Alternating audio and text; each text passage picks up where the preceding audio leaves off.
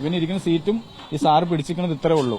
അവനോട് നെയിച്ചു കഴിഞ്ഞാൽ അപ്പൊ ബിരിയാണി മേടിച്ച് സീറ്റിൽ വെച്ചിട്ട് കൈ കഴുകാന്നുള്ള നേരെ വന്ന് കൈ ഇങ്ങനെ ജസ്റ്റ് കാണിക്കലും പുറത്തുനിന്ന് നല്ല പവറിൽ പുഷ് ചെയ്ത് പുറത്തേക്ക് ചെയ്യണം. കാരണം അപ്പം തന്നെ ഭക്ഷണം മേടിച്ചവിടെ വെച്ചു കഴിക്കാൻ വേണ്ടി. എന്നിട്ട് ആ കൈ കഴുകാൻ വേണ്ടി വരുന്നത്. അപ്പം പാലക്കാടത്തെ പോലീസ് വരും, നിന്നെ ഇറക്കും എന്നുള്ളൊരു വാക്ക് പറഞ്ഞു. ആ ഒരു ഇതിലാണ് വ്യക്തിപരാഗ്യം പോലെ വെച്ചിട്ട് നല്ല രീതിയിൽ ചെയ്തതാണ്. ഇപ്പോൾ 4-5 പേരുണ്ടെങ്കിലും പുള്ളിനെ പിടിച്ചാൽ കിട്ടില്ല. അത്ര വയലന്റേഷനും അത്ര പവറും അത്ര മദ്യം കഴിച്ച് ബോധം ഒട്ടുമില്ലായിരുന്നു.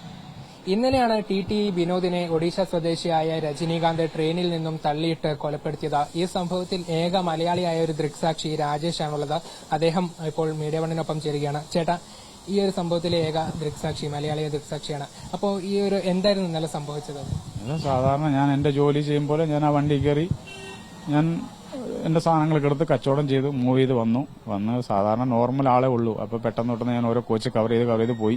കാരണം പോയിട്ട് തിരിച്ചു വരുമ്പോഴും ചിലപ്പോൾ കച്ചവടം കിട്ടും. അതുകൊണ്ട് പെട്ടെന്ന് ഫ്രണ്ടിൽ പോയിട്ട് ബാക്കിലേക്ക് വരാൻ എന്റെ മൈൻഡ്. ഞാൻ അങ്ങനെ പോയിട്ട് തിരിച്ച് പോകുമ്പോൾ ജസ്റ്റ് ഇവര് ടിക്കറ്റ് ചോദിച്ച് ഒരു സംസാരം. ഞാൻ പോയിട്ട് തിരിച്ചു വന്ന് അവിടെ നിന്നിട്ട് 47 നമ്പർ സീറ്റിൽ ഇയർഫോൺ കൊടുക്കുകയാണ്. ഈ കൊടുത്ത് നമ്മൾ നിൽക്കുമ്പോഴാണ് ഈ പ്രശ്നം അവിടെ നടക്കുന്നത്. അപ്പൊ സാമാൻ നോക്കുമ്പം ഈ സാർ അവിടെ നിന്ന് വർത്താനം പറ്റിട്ട് ഫോണിനെടുത്തിട്ട് നമുക്ക് ശ്രദ്ധിക്കും. നമ്മൾ തീറ്റിമാരാകുമ്പോൾ നമ്മൾ കച്ചവടമാണെങ്കിലും ഒരു പ്രശ്നമാണെങ്കിലും നമ്മൾ നോക്കും, ഒരു വർത്താനമാണെങ്കിലും നോക്കും എന്താ സംഭവം. അപ്പൊ നോക്കുമ്പോൾ സാറെടുത്ത് ഇങ്ങനെ ഫോൺ ചെയ്യണം, ടാബ് ഇങ്ങനെ ഉണ്ട്. അപ്പൊ ഇതിന്റെ ഒരു കനം മാത്രമേ ഉള്ളൂ, ഡോറും ഇവനിരിക്കുന്ന സീറ്റും ഈ സാറ് പിടിച്ചിരിക്കുന്നത് ഇത്രേ ഉള്ളൂ. അവനോട് നെയിച്ചു കഴിഞ്ഞാൽ അപ്പൊ ബിരിയാണി മേടിച്ച് സീറ്റിൽ വെച്ചിട്ട് കൈ കഴുകാന്നുള്ള നേരെ വന്ന് കൈ ഇങ്ങനെ ജസ്റ്റ് കാണിക്കലും പുറത്തുനിന്ന് നല്ല പവറിൽ പുഷ് ചെയ്ത് പുറത്തേക്ക് ചെയ്യണം. കാരണം അപ്പം തന്നെ ഭക്ഷണം മേടിച്ചവിടെ വെച്ചു കഴിക്കാൻ വേണ്ടി. എന്നിട്ട് ആ കൈ കഴുകാൻ വേണ്ടി വരുന്നത്. അപ്പം പാലക്കാടത്തെ പോലീസ് വരും, നിന്നെ ഇറക്കും എന്നുള്ളൊരു വാക്ക് പറഞ്ഞു. ആ ഒരു ഇതിലാണ് വ്യക്തിപരാഗ്യം പോലെ വെച്ചിട്ട് നല്ല രീതിയിൽ ചെയ്തതാണ്. ഈ ട്രെയിനിൽ തുടക്കം മുതലേ തന്നെ ഈ ഒരു പ്രതി പ്രശ്നങ്ങൾ ഉണ്ടാക്കി തുടങ്ങിയിട്ടുണ്ട്.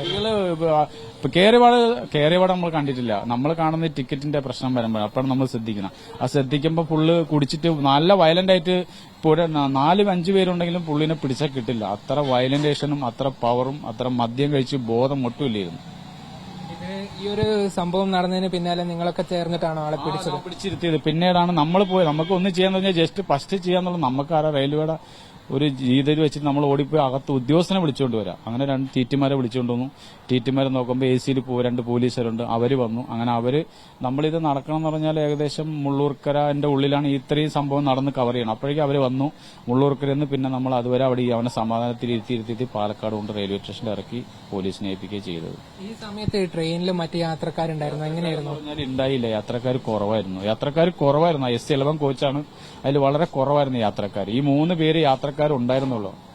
ഈ 3 പേരും അവര് സാക്ഷിയാണ്, അവരെല്ലാം എടുത്തിട്ടുണ്ട്, അവരെ ഉണ്ടായിരുന്നുള്ളൂ. പിന്നെ ബാക്കിയൊക്കെ പകുതിക്ക് പുറത്തായിരുന്നു. ഒരു ക്യാബിൻ കഴിഞ്ഞ് ഒരു 5-6 ക്യാബിൻ കഴിഞ്ഞ് അപ്പുറത്തെ ആളുകൾ ഇരുന്നത്, പിന്നെ ഫാമിലിയൊക്കെ. അപ്പൊ ഈ ഒരു പെട്ടെന്നുള്ള ഒരു ശബ്ദം ആർക്കും പുറത്തേക്ക് വണ്ടി ഓടുന്നത് ഏകദേശം ഒരു 100, 120, 90 അകത്ത് കിലോമീറ്റർ ആകുമ്പോൾ സൗണ്ടാണ്. അതുപോലെ ഈ സ്ഥലം വന്നിട്ട് പോയിന്റാ, ഈ കടകട അടിക്കുന്ന സൗണ്ട് ഉണ്ടാവും. ആ സൗണ്ടില് ഒരാളും അത് കേൾക്കാൻ പറ്റില്ല, വിളിച്ചാൽ പോലും. ശരിക്കും ഇങ്ങനെ മദ്യപിച്ച് ഒരാളെ വണ്ടി കയറുന്നു, അതൊക്കെ ശരിക്കും യാത്രക്കാർക്ക് വലിയ ബുദ്ധിമുട്ടും ഇതുപോലെ അപകടങ്ങൾ ഇനി ഉണ്ടാവാൻ സാധ്യതയല്ലേ? മദ്യപിച്ച് വണ്ടി കയറുന്നത് തെറ്റാണ്. നമ്മൾ പറയുന്ന വണ്ടിയെ മദ്യപിച്ച് വണ്ടി കയറാനേ പാടില്ല, കയറാൻ പാടില്ല. ഇതൊന്നല്ല, ഞാൻ ഇതിനു മുന്നേ പലവട്ടം ഓരോന്ന് കണ്ടിട്ടുണ്ട്. നമുക്ക് അനുഭവം കൊണ്ട് പറയണം. ഇത് മദ്യപം എന്നുള്ള സാധനം വണ്ടി കയറ്റുന്നത് ഒഴിവാക്കുക. മദ്യപിച്ച് വണ്ടി കയറാൻ പാടില്ല. മദ്യപിച്ച് കയറുന്നവർ നല്ല യാത്രക്കാരുടെ അടുത്താണ് കൂടുതലും പ്രശ്നങ്ങൾ ഉണ്ടാക്കുന്നത്.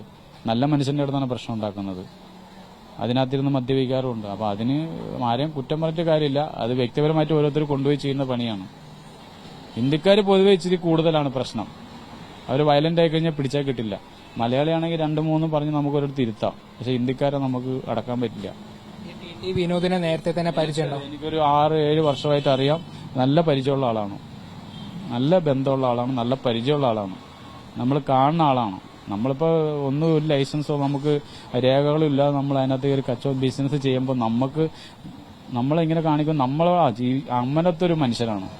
കച്ചവടം ഉണ്ടോ, ജീവിക്കുണ്ടോ, എന്തെങ്കിലും ഉണ്ടോ എന്ന് ചോദിക്കുന്ന ആളാണ്. അല്ലാണ്ട് ഒരു കർക്കശക്കാരനേ അല്ല.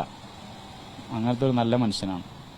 തീർച്ചയായും അതിക്രൂരമായ ഒരു കൊലപാതകത്തിലെ വളരെ നിർണായകമായ ഒരു മൊഴിയാണ് രാജേഷിന്റേത്. നന്ദഗോപാൽ, മീഡിയ 1, പാലക്കാട്.